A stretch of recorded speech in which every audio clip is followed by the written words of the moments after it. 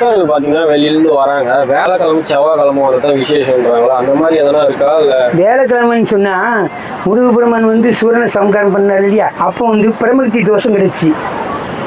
பிரமத்தி தோஷம் போக என்ன வழி அப்படின்ட்டு குரு பகவான்கிட்ட கேட்காரு.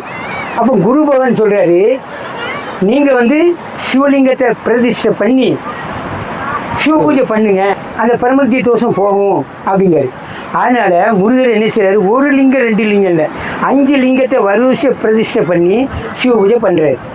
அப்போ இந்திரனை சிறையிலிருந்து மீட்டி இந்திரலோகத்தை கொடுத்தாரு இல்லையா, அதனால் இந்திரன் நினைச்சான் முருகருக்கு நன்றி சொல்லணும் அப்படின்ட்டு வர்றான், தேவர்களோட சேர்ந்து வரான்.